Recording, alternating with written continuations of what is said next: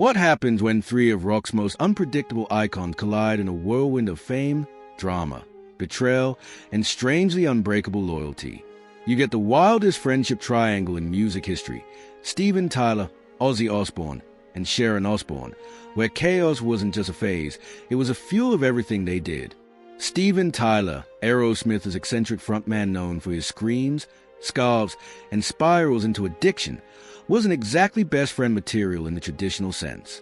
But in the unruly world of rock, he found an odd connection with the Prince of Darkness himself, Ozzy Osbourne, the man who turned madness into a brand. Their bond didn't come easy. It was built backstage, in rehab centers, during trash hotel nights, and through decades of mutual mayhem that somehow brought them closer. Add Sharon Osbourne, Ozzy's no-nonsense wife and fierce protector, into the mix, and the fire truly ignites. Sharon wasn't just Ozzy's manager. She was a force keeping him alive while battling industry chaos and personal demons.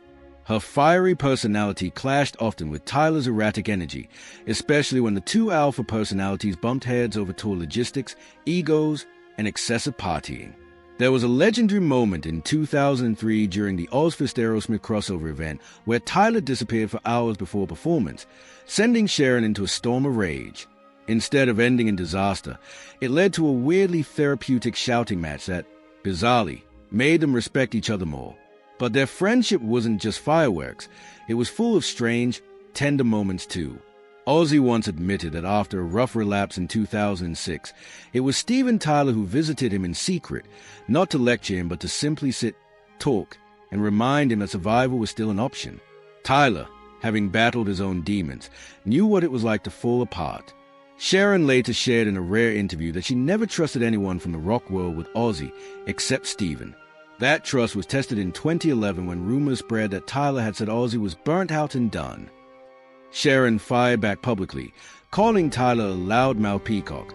But behind the scenes, the trio had dinner together the very next week.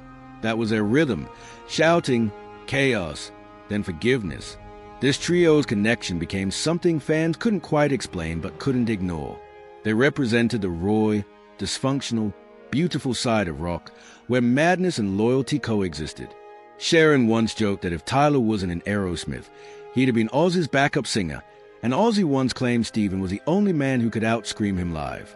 Their chaotic dance continued into the 2020s, where all three appeared in a surprise interview together during a tribute to aging rock legends.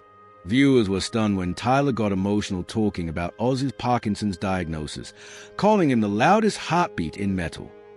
That moment wasn't scripted. It was raw, real, and heartbreaking. Sharon teared up, not because of the illness, but because Steven finally shut up and said something that mattered. These aren't your ordinary celebrity friendships. They are volcanic, full of scars, love, egos, and explosive laughter.